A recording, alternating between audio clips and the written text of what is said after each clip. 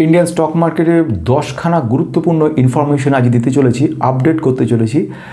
আজকে অর্থাৎ এরম সিচুয়েশনে 9th জুলাই 2026 এই মুহূর্তে আমাদের সেন্সেক্স যেটা রয়েছে, সেন্সেক্স এই মুহূর্তে দাঁড়িয়ে রয়েছে ৭৬,৭৪১ এবং নিফটি আজকে ২৩,৯৬২ পয়েন্ট রয়েছে, অ্যারাউন্ড জাস্ট সেম রেখে দিয়েছে, 80 পয়েন্ট স্লাইটলি পজিটিভ জায়গা রয়েছে। মিড ক্যাপ লেভেলে কিছুটা জাম্প করেছে কিছু কোম্পানির ক্ষেত্রে, বাকি সব কোম্পানি কিন্তু গ্রিন আমরা দেখতে পেলাম। আজকে যে ইন্টারেস্টিং পয়েন্টগুলোর মধ্যে প্রথম একটা যে কোম্পানিটা বলছি সেটা হচ্ছে বোরোসিল রিনিউয়েবল। আজকে একটা দুর্দান্ত জাম্প দিল এবং বোরোসিল রিনিউয়েবল যেটা বহুদিন ধরে আমি হোল্ড করে রেখেছিলাম, আজকে আমাকে একটা পজিটিভ ব্যাপার দেখালো এবং আস্তে আস্তে কোম্পানিটা কিন্তু এতদিন ধরে যে নেগেটিভ ছিল, মাইনাসে ছিল, সেটা কিন্তু পজিটিভিটি তৈরি করলো। আমি সেকেন্ড যে কোম্পানির কথা বলছি বালাজি আমাইন্স। আগে আমি এটা নিয়ে কিন্তু অনেক দিন ধরে কথাটা বলেছিলাম, কোম্পানিটা প্রচুর ডাউন হয়ে গেছিলো, সেখান থেকে পুরো মেকআপ করে আজকে দেখতে পেলাম একটা গ্রিন 7%-এর মতো জাম্প করেছে। এর পেছনে বেশ কিছু পজিটিভ নিউজ রয়ে গেছে যেগুলো খুব ইন্টারেস্টিং। এই মুহূর্তে যেটা খবরটা এসছে, ফাইনালাইজ হয়নি, সেটা হচ্ছে অ্যান্টি ডাম্পিং পলিসি নিয়ে গভর্নমেন্ট অফ ইন্ডিয়া নতুন করে ভাবছে।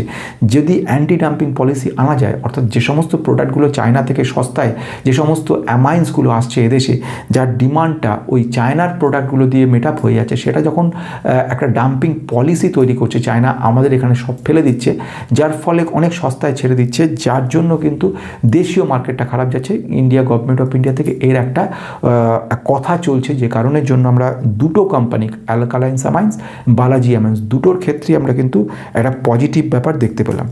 আজকে কেইন্স টেকনোলজি বহুদিন বাদে আমাদের 6% জাম্প করলো, কিন্তু যতই সেটা জাম্প করুক না কেন, সেই যতক্ষণ পর্যন্ত রেজাল্টটা ভালো না করছে ততক্ষণ পর্যন্ত কোনো মতেই কিন্তু এই ধরনের কোম্পানির ক্ষেত্রে নতুন করে এন্ট্রি নেওয়া কিংবা অ্যাভারেজ আউট করা উচিত নয়।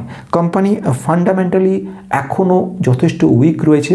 অলরেডি আমরা এই কোম্পানির বেশ কিছু নেগেটিভ পয়েন্ট দেখেছি, যেগুলো আমাদের কিন্তু একটু সময় নিতে হবে, তবে এখানে ইনভেস্ট করা উচিত বলে আমি মনে করে নিচ্ছি।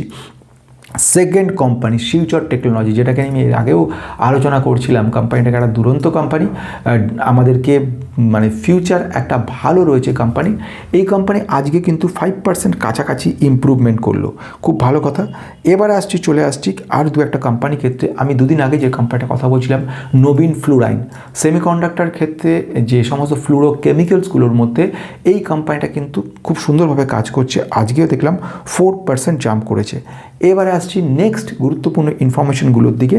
যেমন এই মুহূর্তে যে কথাটা বলা রয়েছে তার মধ্যে এনএসসি বিএসসি কিছু কর্পোরেট অ্যানাউন্সমেন্টের ব্যাপার রয়েছে, অর্ডার অ্যাকুইজিশন, ফান্ড রেজিংয়ের কিছু ব্যাপার রয়েছে।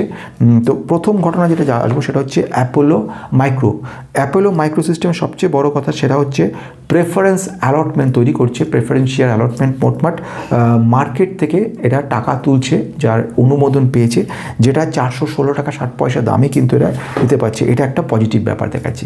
ডিভিডেন্ড রিলেটেড ব্যাপারগুলোর মধ্যে থেকে সেকেন্ড যে ইম্পর্টেন্ট পয়েন্ট, টাইটান কিংবা জেএসডাব্লিউ বা অ্যাক্সিস ব্যাঙ্ক, বিএসসি, এরা সব এবং নেসলে, এদের কিছু আপডেটের খুব রিসেন্ট আপডেট হওয়ার সম্ভাবনা রয়েছে।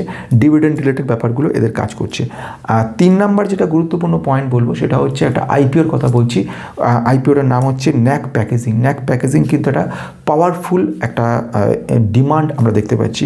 4 নাম্বার কথা বলবো, কিছু এসএমই কোম্পানি কিন্তু এনলিস্টেড হতে চলেছে। এসএমই কোম্পানিগুলোর মধ্যে যেরকম অথর্ব পলিপ্লাস্ট, সিম্যাক্স রয়েছে এবং এছাড়াও আর এরকম ধরনের 6খানা এসএমই আইপিও কিন্তু আসতে চলেছে। 5 নাম্বার পয়েন্ট সেটা হচ্ছে টিসিএসের রেজাল্ট কিন্তু আমাদেরকে একটা ভালো জায়গা দেখাচ্ছে, 12 টাকার ডিভিডেন্ড দিচ্ছে। কোম্পানির একটা স্ট্রং এক্সপেকটেশন রয়েছে এবং এই এক্সপেকটেশনটা ফুলফিলমেন্টের সঙ্গে সঙ্গে টিসিএস সম্পর্কে ধারণাটা একটু হলেও চেঞ্জ হবে। নেক্সট আমি চলে যাবো 6 নম্বর গুরুত্বপূর্ণ পয়েন্টের দিকে, সেটা হচ্ছে আদানি এন্টারপ্রাইজ কিন্তু বিরাট মাপে কিউআইপির মাধ্যমে মার্কেট থেকে বড় টাকা তুলছে এবং এই কিউআইপির টোটাল পরিমাণ দাঁড়াচ্ছে 15,000 কোটি টাকা। মানে যদি আমি ডলারে দেখি 1.75 বিলিয়ন ডলার কিন্তু এরা তুলছে মার্কেট থেকে, যেটা কাজে লাগাবে। ওরা যেটা বলছে সেটা হচ্ছে ইনফ্রাস্ট্রাকচারের ক্ষেত্রে, ডেটা সেন্টারের ক্ষেত্রে এবং আরেকটা হচ্ছে সেটা হচ্ছে গ্রিন হাইড্রোজেনের ক্ষেত্রে কিন্তু এরা কাজে লাগাবে। আমি নেক্সট আসবো 8 নম্বর পয়েন্টের দিকে। মার্কেট ট্রিগার করতে চলেছে কিছু পজিটিভ ব্যাপার, যেরকম ক্রুড অয়েলের ক্ষেত্রে। ক্রুড অয়েলে একটা পজিটিভ ব্যাপার, ক্রুড অয়েল যত দাম পড়বে ততই কিন্তু গ্লোবাল মার্কেটে একটা পজিটিভ ব্যাপার তৈরি করবে। একটা জাম্প শুরু হয়েছিল প্রথম দিকে, তার পরবর্তীকালে ইউএস ইরানের মধ্যে কনফ্রন্টেশন আবার শুরু হওয়ার জন্য মার্কেটটা বড় মাপের কিন্তু খেলা দেখাতে পারল না, হলে মার্কেটটা আরও বড় একটা আমাদেরকে গেম দেখাতে পারতো, পজিটিভ ব্যাপার দেখাতে পারতো। সেকেন্ড ওয়ান যেটা বলা দরকার, কর্পোরেট আর্নিংয়ের ব্যাপারে বেশ কিছু পজিটিভ নিউজ পাওয়া যাচ্ছে। অর্থাৎ এই কোয়ার্টারে আমরা Q1-এ আমরা FY 2027-এ আমরা দেখতে পারবো যে কর্পোরেট আর্নিংগুলোর মধ্যে একটা পজিটিভনেস আসছে। আমি নেক্সট কথায় যাব, সেটা হচ্ছে 9 নম্বর পয়েন্টের দিকে। সেবি বেশ কিছু রিফর্মস কিন্তু নিয়ে আসছে এবং স্টক সিকিউরিটি লেন্ডিং বা এই ধরনের বড়োয়িংয়ের মধ্যে কিছু নতুন নিয়ম আসছে, যার ফলে সাধারণ ইনভেস্টরদের একটা পজিটিভ ব্যাপার তৈরি করবে।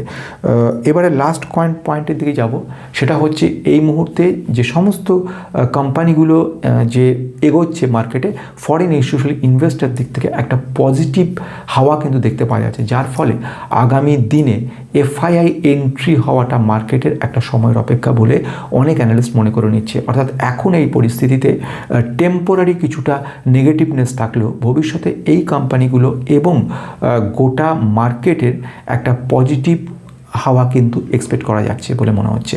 আগামীকাল আবার দেখা হচ্ছে অনেকগুলো গুরুত্বপূর্ণ খবর নিয়ে।